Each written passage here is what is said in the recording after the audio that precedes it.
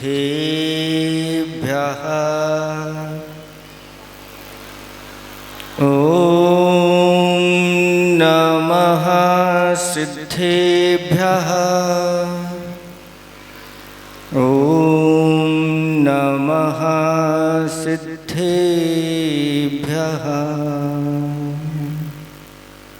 था मिट्टी का लौंदा गुरुवर, मुझे सुघट है बना दिया। मैं अनगढ़ पाषाण था भैया, जिन मूरत दे सजा दिया। मैं ठेठ जो बांस बना था, मुझे बांसुरी बना दिया। कैसे उनके गुण गाऊं मैं, दिया हाथ में थमा दिया, दिया हाथ में थमा दिया। देवादिदेव 1008 चैतन्य चमत्कारी चिंतामणि पारसनाथ भगवान की, दादा गुरु श्री ज्ञान सागर जी महामुनिराज की, आचार्य प्रवर गुरुवर श्री विद्यासागर जी महामुनिराज की, 3,9 करोड़ मुनिराजों की,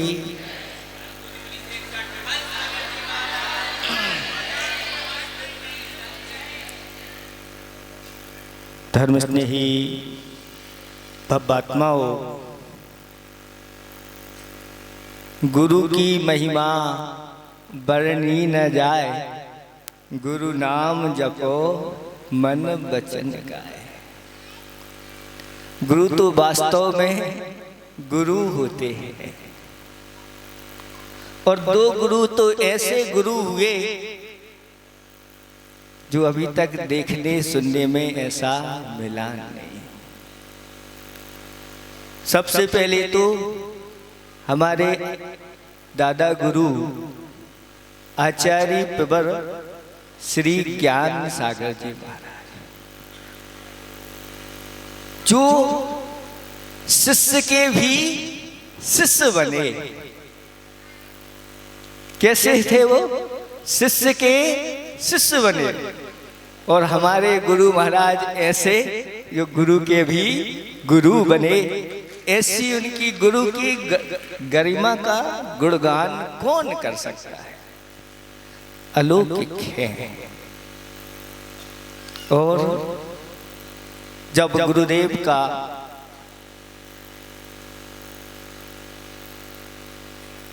राजस्थान में बिहार हुआ, उनके बाद आचार्य ज्ञान सागर जी के बाद, तब चारों तरफ सोनगढ़ का बोलबाला था। लेकिन जैसे गुरुदेव के दर्शन किए और उनकी चर्या को देखा, बड़े बड़े विद्वान पंडित लोग जो मुनिराजों के पास जाते नहीं थे, और वह जब गुरुदेव को देखा तो नतमस्तक हो गए।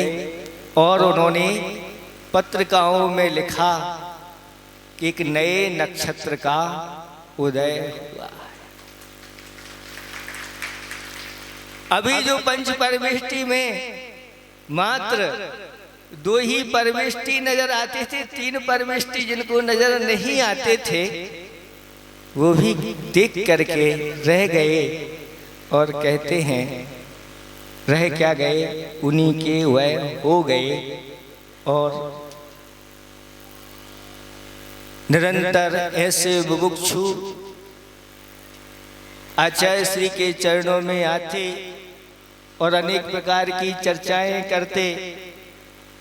और एक ऐसे ही व्यक्ति आए आचार्य श्री के पास और आचार्य श्री जी से कहते हैं, आचार्य श्री जी, हमने 4 बार ऐसे महान अध्यात्म ग्रंथ समय सार का अध्ययन किया है। आचार्य कहते हैं 4 बार, तो क्या उपलब्धि हुई? वह कहते हैं आचार्य महाराज उपलब्धि तो ये हुई, अब सारी इच्छाएं हमारी समाप्त हो गई। अब 4 बार समय सार पढ़ करके अब हमारी कोई इच्छा नहीं है। तब आचार्य जी कहते हैं कि अभी अभी कुछ दिन पूर्व में एक मुमुक्षु भाई आए थे, विद्वान थे,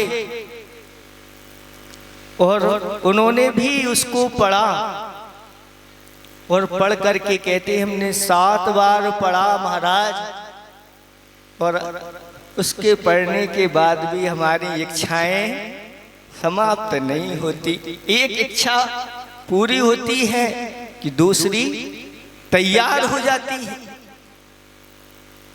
आप तो उनसे आगे निकल गए, आपने 4 बार में ही इच्छाएं पूरी जीत ली, उन्होंने 7 बार। आप तो बहुत ऊंचे हैं। जब उनकी प्रशंसा की तो वह भूल गए।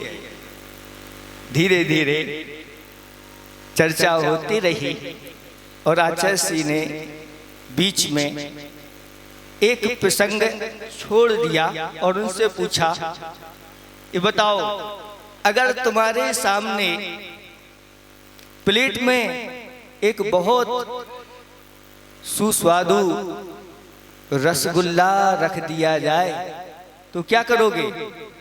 तो उन्होंने कहा, क्या करेंगे? मैं रसगुल्ला सामने आए और मुख में जाए और अंदर। तो आचार्य जी कहते हैं, अभी तो आप कह रहे थे हमने सारी इच्छाएं जीत ली, और बिना इच्छा के, और आपके अंदर ही रसगुल्ला कैसे चला गया? तब उनकी समझ में आ गया कि वास्तव में इच्छाएं जीतना सामान्य नहीं है। स्वाध्याय करना एक अलग बात है और अपने जीवन में उतारना अलग बात है।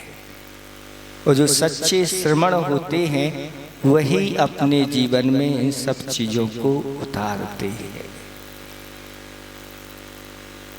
आचार्य श्री ज्ञान सागर जी महाराज की समाधि चल रही थी और आचार्य भगवंत ने समाधि दिवस के दिन कुछ संस्मरण सुनाए थे। वो पढ़ने में आए, पहली बार पढ़ने में आए, और उन्होंने आचार्य श्री ज्ञान सागर जी महाराज से पूछा, लगभग समाधि के 2 दिन पूर्व में पूछा, और उन्होंने कहा, आचार्य भगवंत आप तो चले जाओगे, मैं यहाँ रह जाऊंगा, तो मैं क्या करूंगा ये तो बताओ। तो उन्होंने बहुत अच्छा उत्तर दिया कि तुम्हारे लिए निरंतर स्वाध्याय करना है, जिसके माध्यम से स्वाध्याय परमः तपा कर्म की निजरा होगी। अपने आप को स्वाध्याय में लगाए रखना, जिससे मन हमारा बस में रहता है, साथ साथ में इंद्रियां भी बस में रहती हैं और कर्म की निजरा होती चली जाती है। फिर आचार्य जी ने पूछा कि अगर स्वाध्याय में मन नहीं लगा तो इसके अलावा भी और कुछ चीज है क्या? तो आचार्य जी ने कहा कि स्वाध्याय कराना। स्वाध्याय करने की अपेक्षा स्वाध्याय कराने में दुगनी कर्म की निजरा होती है, क्योंकि स्वाध्याय करने में ज्यादा पुरुषार्थ नहीं करना पड़ता। लेकिन किसी को अगर स्वाध्याय करना है तो पहले एक बार स्वाध्याय करो और एक एक चीज दिमाग में बैठाते चलो, और जिस समय दूसरे को देना है उस समय भी बहुत सावधानी रखनी पड़ती है, क्योंकि सभी लोग सुन रहे हैं। तो उन्होंने कहा ये स्वाध्याय कराना, जिससे और कर्म की निजरा। तो आचार्य जी ने कहा अगर कोई स्वाध्याय करने नहीं आया तो क्या घर से बुलाएंगे और कोई दूसरा उपाय? तो आचार्य श्री ने कहा, ज्ञान सागर जी महाराज ने, कि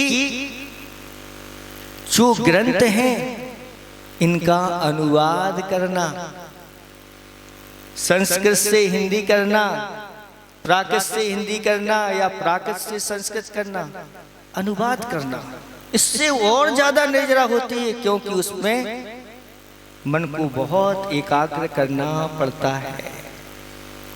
फिर आचार्य श्री ने कहा कि इससे और कोई आगे, तो उन्होंने कहा कि पद्यानुवाद करना।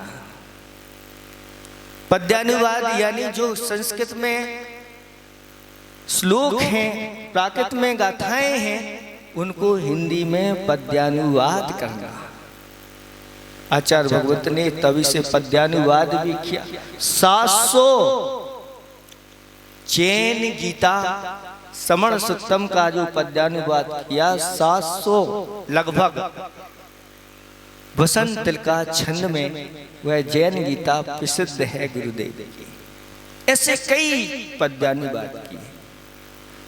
फिर आचार्य जी ने कहा कि इससे भी और कोई नजरा का साधन,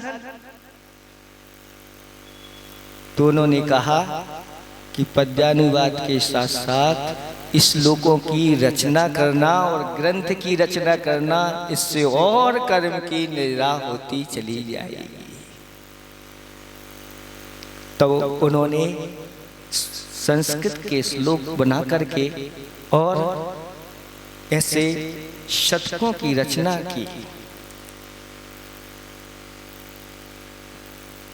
फिर पूछा उन्होंने कि इससे ज्यादा भी और कोई नजरा का साधन, तो उन्होंने कहा स्वाध्याय में तो बस इतना ही है, अगर ये नहीं हो तो ध्यान में बैठ जाना, इससे कई गुनी नजरा ध्यान में होती है। इसलिए ऋणसार ग्रंथ में श्रावक की और श्रवण की परिभाषा बताते हुए उन्होंने कहा कि वह श्रावक नहीं जो दान और पूजा नहीं करता। और दूसरी नीचे लाइन में कहा वह श्रवण नहीं जो स्वाध्याय और ध्यान नहीं करता, अध्ययन और ध्यान नहीं करता, वह श्रवणता को प्राप्त नहीं होता। और आचार्य भगवंत को देखते हैं कि गुरुदेव से, उनके गुरु से उन्होंने जो मिला उन्होंने पूरा अपने जीवन में आत्मसात किया। निरंतर स्वाध्याय के साथ साथ अपने शिष्यों को स्वाध्याय कराना, पद्यानुवाद करना, अनुवाद करना और ग्रंथों की रचना करना, साथ साथ में समय समय पा करके ध्यान में लीन हो जाना, यही हमारे गुरुदेव की चर्या रही है। और उन्होंने एक श्लोक, एक दोहा में बहुत अच्छी सार की बात लिखी कि जो श्रवण बनते हैं वह श्रम तो करते हैं, लेकिन किसमें श्रम कितना कम होता चला जाता है। यम दम शम सम तुम धरो, क्रमशः कम श्रम होए और नर से नारायण बनो, अनुपम अधिगम हो। यम यानी महाव्रतों को धारण करने में जितना श्रम लगता है, उसके बाद इंद्रियों को दमन करने में, बस करने में श्रम बहुत कम लगता है। और उससे कम कसाओं का, जब इंद्रियां दमन हो जाती हैं तो कसाओं का समन करने में और कम समय लगता है। और समता धारण कर लिया तो उसमें कोई श्रम नहीं करना पड़ता, क्रम से श्रम कम होता है। और नर से नारायण बनो, अनुपम अधिगम हो। नर से नारायण बनने की यही विधि आचार्य भगवंत ने बताई है। समय बहुत हो गया है, इतना ही हम आज पर्याप्त समझते हैं कि बस जो आचार्य भगवंत ने अपने जीवन में उतारा है उसका हम लोगों के अंदर भी वो आता चला जाए, क्योंकि वो तो महान हैं, हम तो उनके चरणों की रज हैं। अगर उनका शतांश भी हमारे अंदर आ जाएगा तो हमारा कल्याण हो जाएगा। गुरुदेव की आज्ञा निरंतर पालन करता रहूं, यही उनके उपकारों के चुकाने का एक आचार्य भगवंतों ने उपाय बताया है कि जो शिष्य गुरुदेव की आज्ञा में चलता है वह उनके उपकारों को चुका देता है, नहीं तो उनके उपकार कभी कोई चुका नहीं सकता। ऐसे उन आचार्य भगवंत के चरणों में मेरा बारंबार नमोस्तु नमोस्तु। हेलो, बोलो महावीर भगवान